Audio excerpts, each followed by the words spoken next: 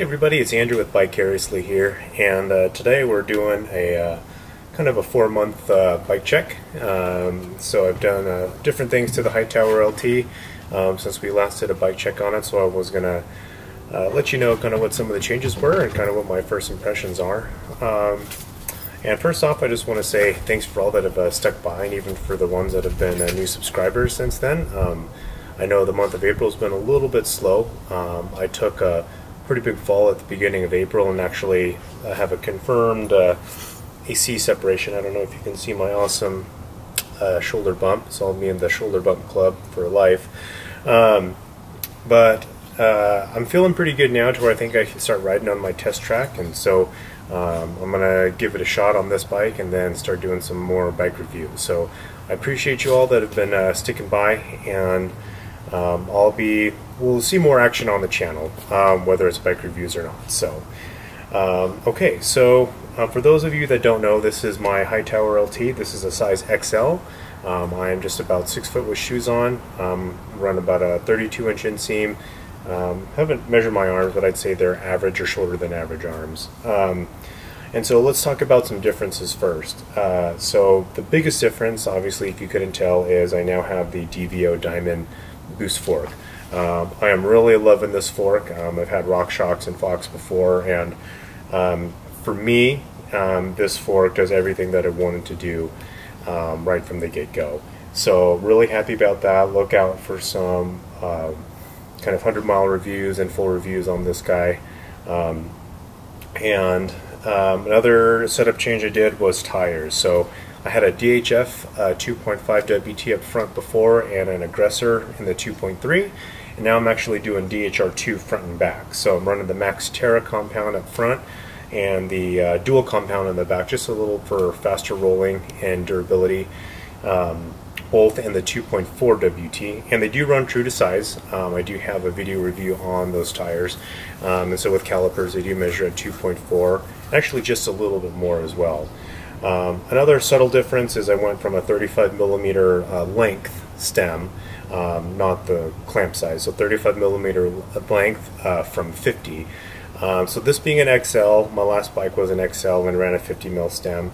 For some reason, either my riding style has changed or what, but the 50mm stem combined with the XL frame just started feeling a little too long. So I shortened that up a little bit and actually moved my saddle back just a slightly, like maybe half a centimeter or so. And actually it feels quite good now. It almost feels like a large and a half, but with an XL wheelbase, so you get that excellent stability in there still. So enjoying that setup change. I added the Wolf Tooth B-Rad strap. I don't know if you've ever seen that before, but it's pretty cool. You can clean way, you don't have to, I don't like strapping things to frames. It's just kind of a pet peeve of mine. So Wolf Tooth does it really cleanly, where you can buy their B-Rad rails or buy the strap by itself. And you can do like a tube in there, you can do tools, you can do snacks or bars if you ever wanted.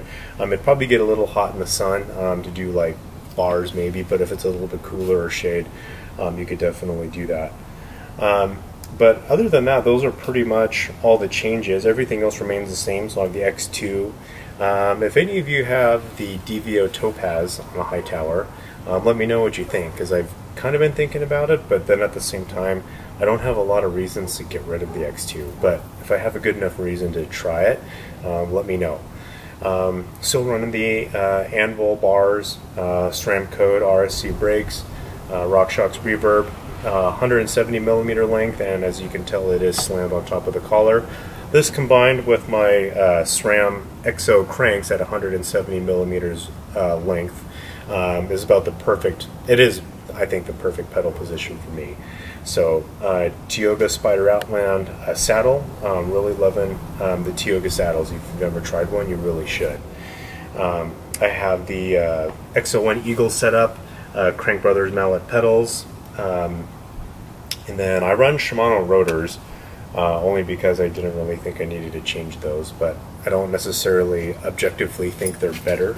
It was just one thing less to buy. So, and then I've got my ODI. These are the new float grips, so they're kind of that they call it their air impregnated rubber.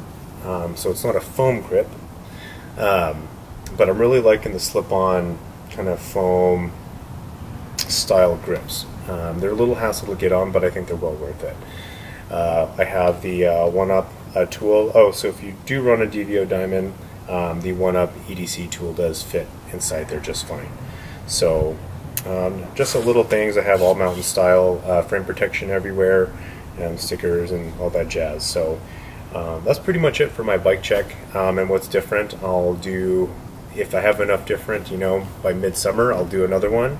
But what's in store for the channel, I'm going to be installing CushCore in these videos, so be on the lookout for a CushCore dedicated video. Also bike reviews, like I said, I think I'm feeling well enough to do those and not re-injure myself.